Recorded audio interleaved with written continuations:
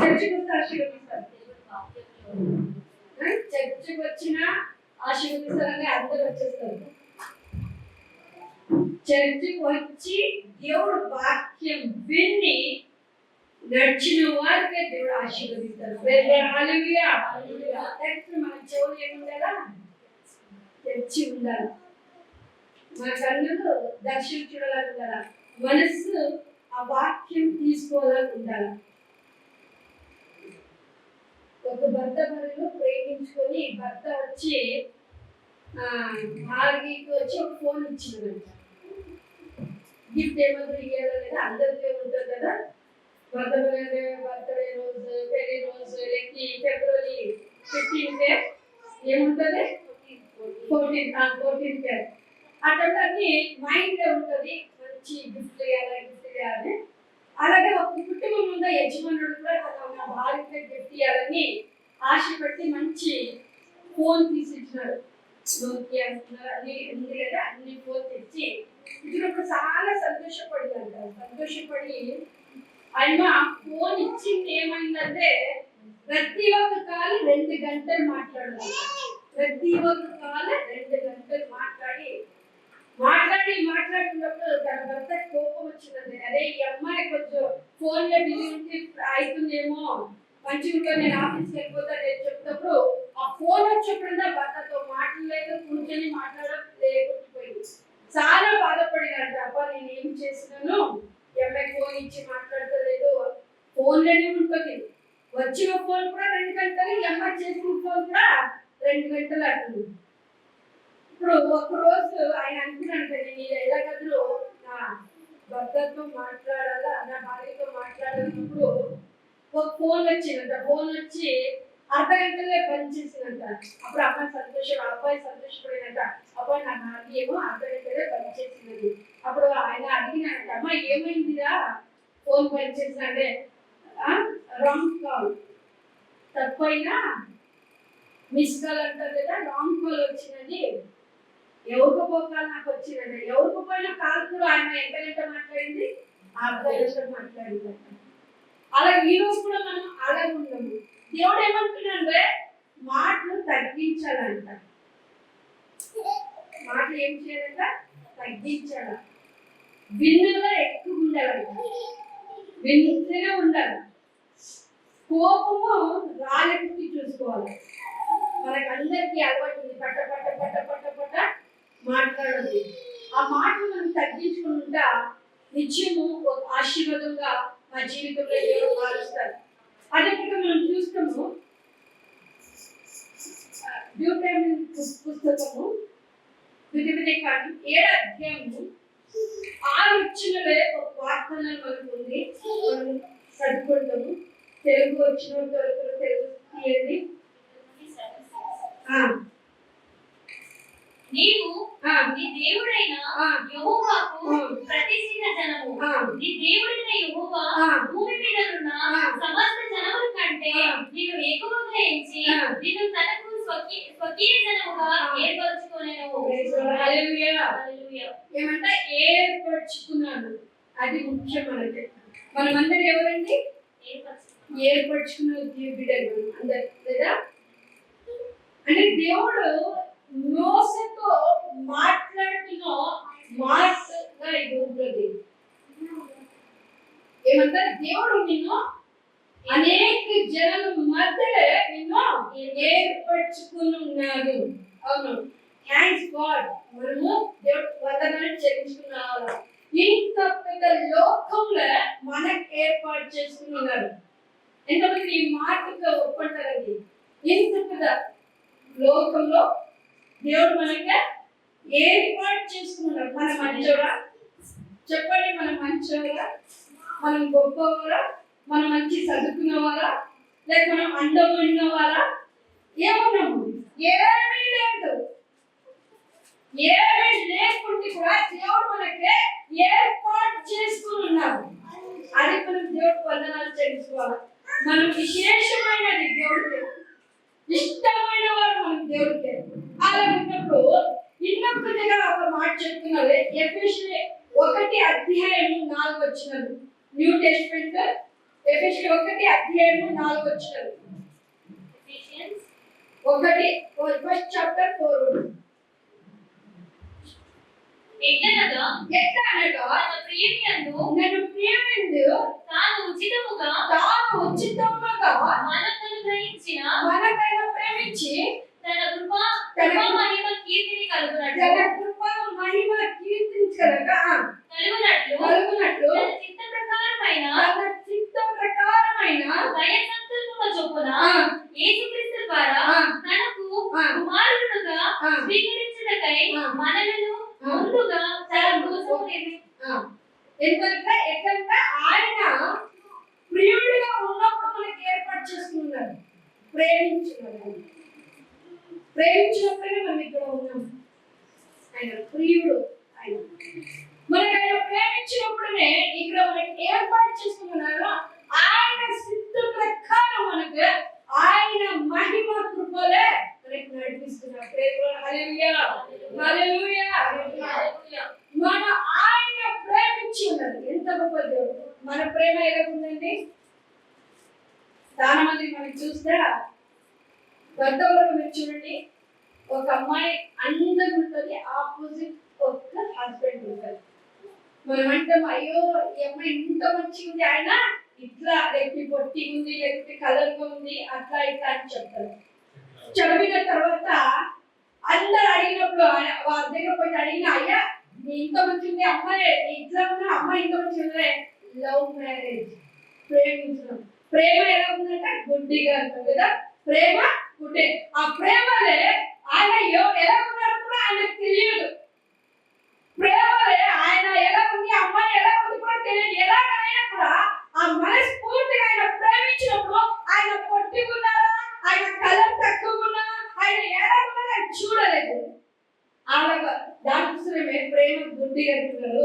యేసు క్రీస్తు కూడా మనకి గుడ్డిలా ప్రేమించిన మన అందము లేదు, మన హైట్ లేకుంటే తక్కువ ఉంటే కూడా, బ్లాక్ ఉంటే కూడా, ఏ కలర్ ఉంటే కూడా, కన్నులో కనపడలేకుంటే ఉంటా, ఒక చెయ్యి ఉండి చెయ్యి లేకుంటే పోయిన ఉంటా కూడా దేవుడు మనకు అంత చక్కగా ప్రేమించి ఉన్నారు. చాలా మంది ఆన్లైన్ లో కూడా చూస్తూనే ఉండొచ్చు. మీరు కూడా అనుకోవచ్చు అయ్యో ఏమైనా జీవితం ఇలా ఉంది, నేను ఎవరు ప్రేమించలేదా, నేను ఎవరు ప్రేమిస్తలేదా అని చెప్పి ఒకవేళ మీరు మీ కుటుంబంలో కూర్చొని బాధపడుతూ ఉండొచ్చు, దుఃఖపడుతూ ఉండొచ్చు. ఒక్క జ్ఞాపకం తీసుకొని దేవుడు మనకి హైట్ వైట్ కలర్ చూడరు. ఆయన గుడ్డిగా నిన్ను ప్రేమించి యేసుక్రీస్తు నామములో నిన్ను రక్షించున్నాడు. హల్లెలూయా. ఆయన యేసు నామములో రక్షించున్నాడు. అందరి పేరు పెట్టవచ్చు, ఆయన యేసు పేరే పెట్టలేదు. నా ప్రియుడు అన్నారు, నా ప్రియుడు అన్నారు, నా బిడ్డ నేను ప్రేమిస్తున్నాను అంటున్నాను. ఆలోచించండి, యేసు క్రీస్తు ఆయన ప్రేమ ఎక్కడ చూపించారు చెప్పండి? శిలువపై చూపించారు. మనకి ఎంతో చక్కగా ఆయన ప్రేమిస్తున్నారని, మనకు ఆయన ఎంతవరకు ప్రేమించి ఉన్నారని చెప్పి శిలువపై 6 గంటలు ఆయన ఆ శిలువపై ఉంది. ఆ చరిత్రలో రక్తం సిందించి ఆ నీళ్ళు వచ్చేసి ఆ రక్తం నీళ్ళు మారిపోయింది. అంతవరకు మనకు ఆయన ప్రేమించి భయపడవద్దండి. నాకు ఎవరు ప్రేమిస్తలేదు కదా, నాకు ఎవరు లేదని అంటే యేసప్ప నీకోసం ప్రేమిస్తున్నాడు. యేసప్పని ప్రేమించినప్పుడు ఇక్కడ నీవు వచ్చి ఉన్నావు. అది ఒక్క జ్ఞాపకం చేసుకో. ఆయన అంటున్నాడు ఏమంటే, నేను ఏర్పాటు చేసుకున్నాను, నేను నిన్ను ప్రేమిస్తున్నాను. ప్రేమించే దేవుడు ఎప్పుడు ఇడవరు. ఒకసారి ఇరిమియా కూడా అలాగే చెప్తారు. ఏమంటే అయ్యా నా దేవుడు ఇరిమియా పిలిచినప్పుడు ఏం చెప్తున్నారు అందరికి గుర్తుందా? ఇరిమియా గ్రంథం 1వ అధ్యాయంలో 5వ వచనంలో చెప్తున్నారు. ఏం చెప్తున్నారు చూడండి. దాని ముందే మోసే కూడా దేవుడు పిలిచినప్పుడు ఏం చెప్తున్నారని, మోసే అయ్యా నా నత్తి నేను మాట్లాడలేకపోతా, నేను ఇశ్రాయేలు బిడ్డలు నడిపించాలంటే అది కాదు, ఎందుకంటే నేను మాట్లాడాలంటే చాలా కష్టం. నత్తి మీరు విన్నారా ఎలా ఉంటుంది? ఒక మాట మాట్లాడాలంటే చాలా టైం పడుతుంది. మోసే అలా పిలిచినప్పుడు మోస ఒప్పుకోలేదు, నేను రానయ్యా అన్నారు. ఆలోచన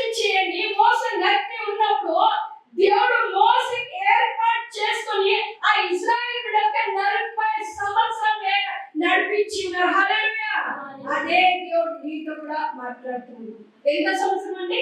మోసే 40 సంవత్సరము నడిపించిన. మోసే మంచిగా మీరంటే సిస్టర్ నా సంఘంలో ఒక వ్యక్తి ఉన్నారు, సిస్టర్ నేను ఎంతో పని చేస్తా, ముందుకు పట్ల నాకు పిలవద్దండి. ఎవరు చెప్తారండి? నాకు తెలిసిన ఒక మంచి వ్యక్తి ఉన్నారు, అమ్మా బాబు నీకు ఎవరు సేవ చేస్తా పిలిచిన అసలు నేను ఎంతో మీకు ఏడాది పని చేస్తా, నాకు ముందుకు పిలవద్దండి. నేను దానికి యోగ్యత లేదు సిస్టర్ అంటున్నాను. మోసంలో యోగ్యత ఏముంది ఆలోచించి. మోసం అంటే నాకు రాదు మాటలు నత్తి. మనం ఎవరైనా నత్తి మాట్లాడేటప్పుడు నవ్వుతున్నామో లేదా?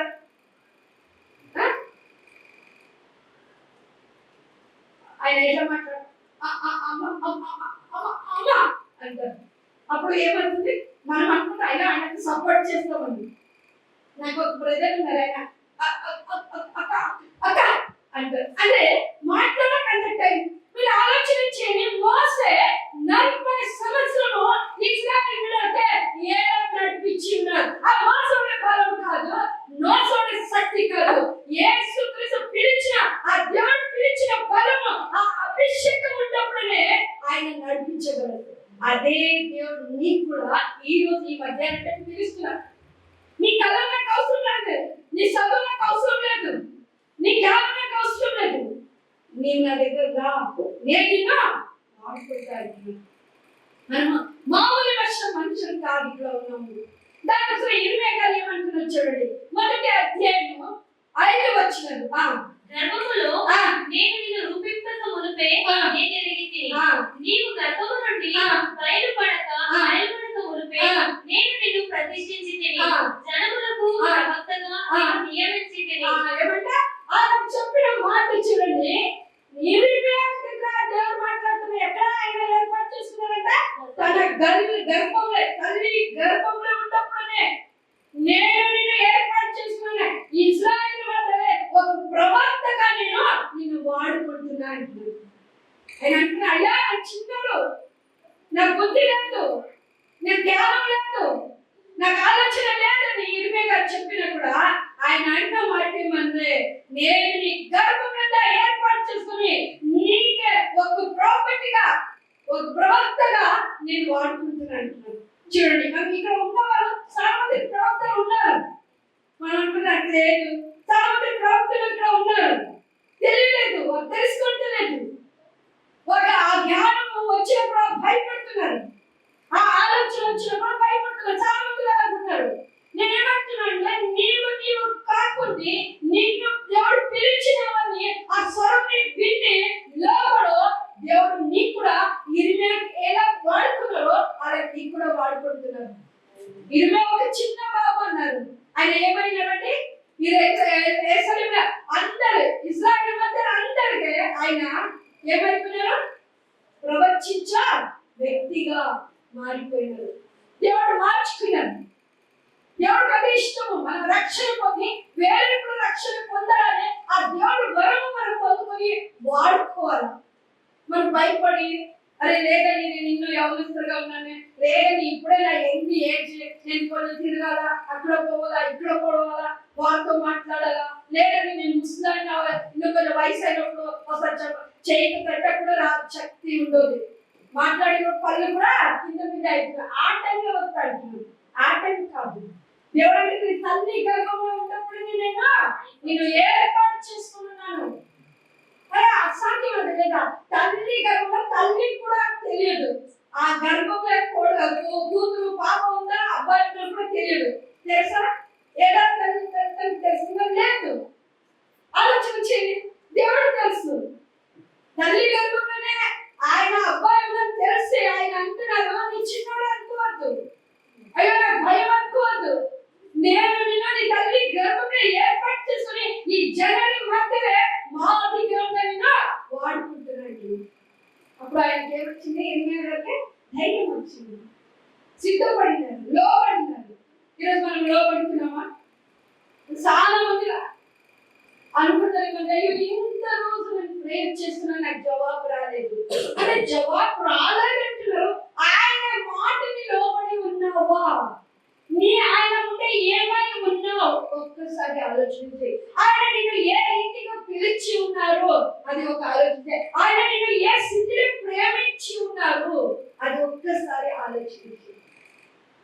మనము ఆలోచన చేయాలి. బైబిల్ చదువుకున్నప్పుడు ఎంతో ముందు చదువుకుని దేవుడితో మాట్లాడాలి.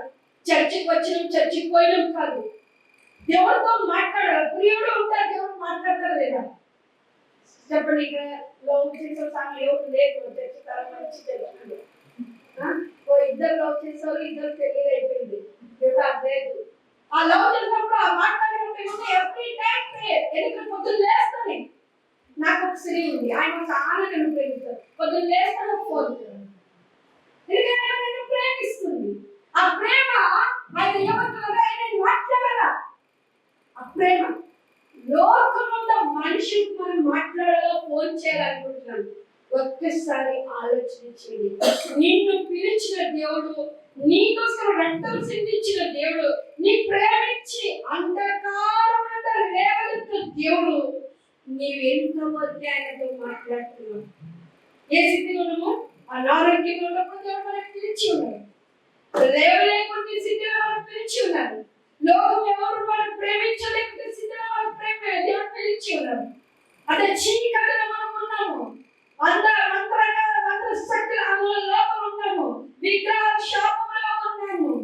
అనేక స్థితిలో మనం పడి ఉన్నప్పుడు దేవుడు మనకు చూసి ప్రేమించి ఆయన లేవనెత్తి మనకి ఆయన బిడ్డగా మార్చుకున్న దేవుడు. మనము ఆయన స్థితిలో ఎంత వరకే మనం దేవుడు శ్రమిస్తున్నామో, దేవుడు శుద్ధిస్తున్నామో ఒక్కసారి ఆలోచించేది. కేవలం సండే వచ్చి 4 పాటలు పాడినా, ఒక సాక్ష్యం చెప్పి, ఏదో పాస్టర్ చెప్పిన విని పోలేదు.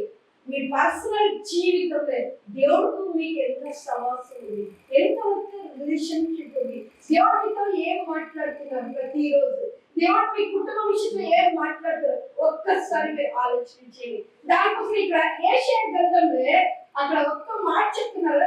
నా 48 చాప్టర్ ఐజాయా 48 10వ మాట చెప్తున్నారు చూడండి. 10 వచనంలో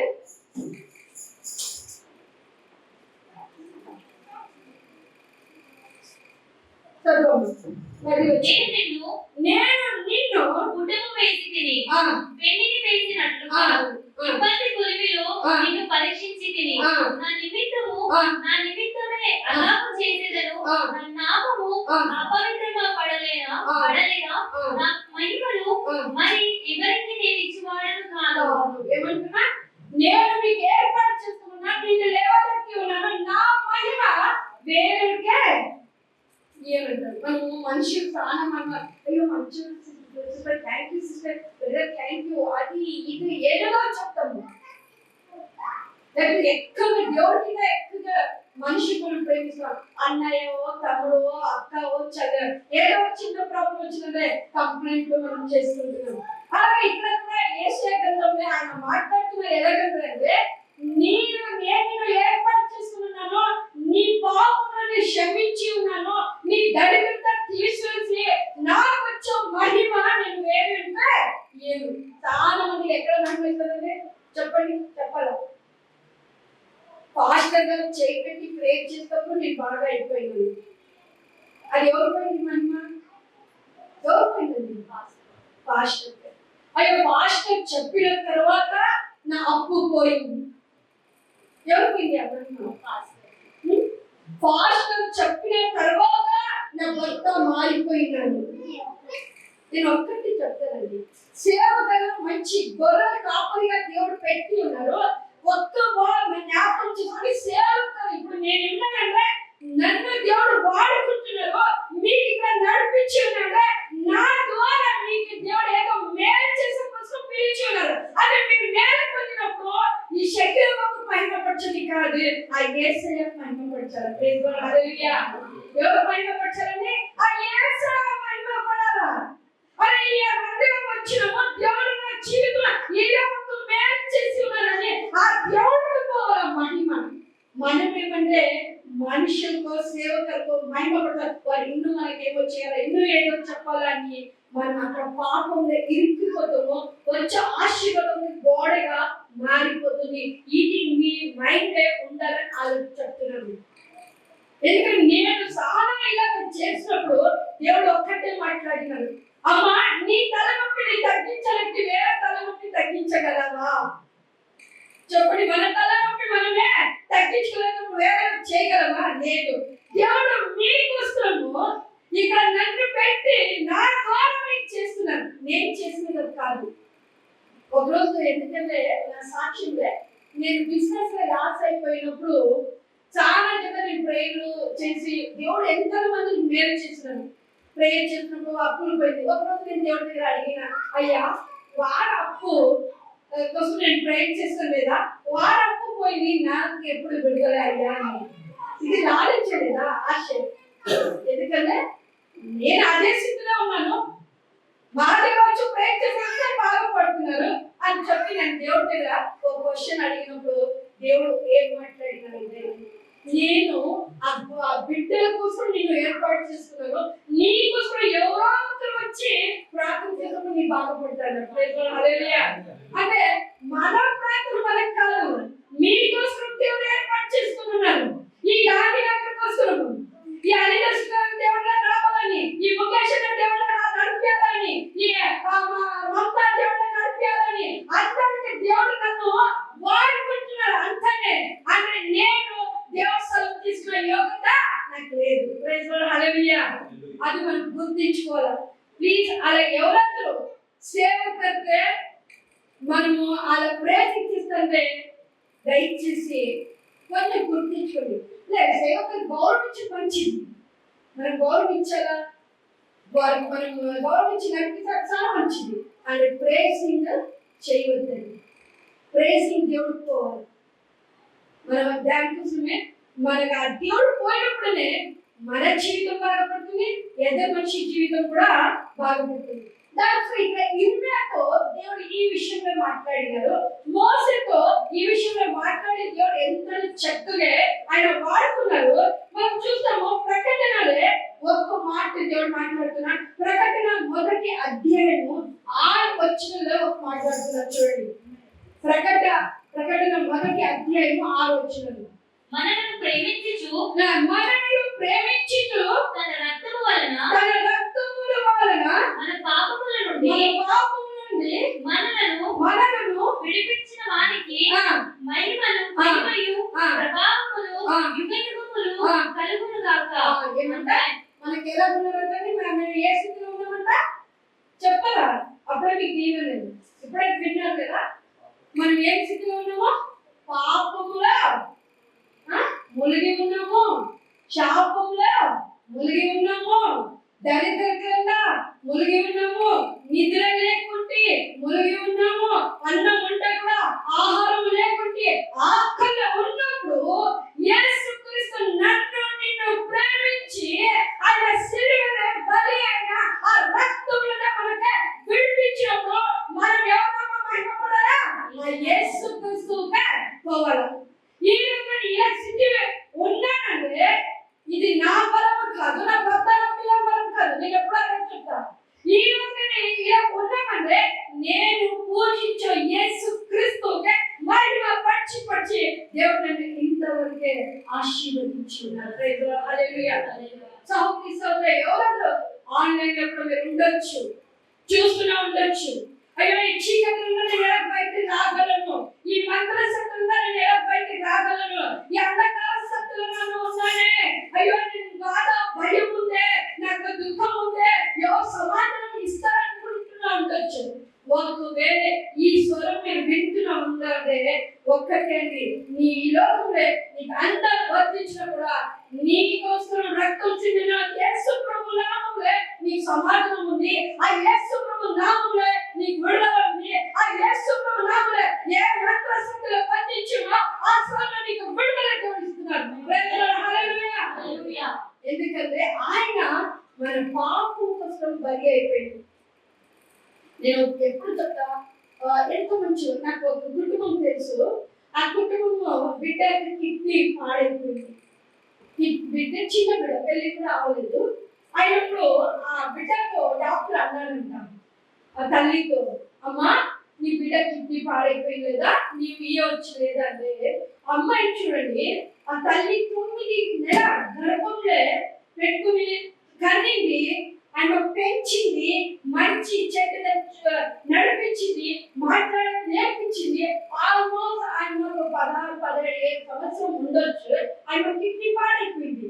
పాడైనప్పుడు ఆ తల్లితో అడిగినప్పుడు ఆ తల్లి చెప్పిన మాట ఏం తెలుసా? నేను ఇయ్యను. అరే నేను బతకాలా?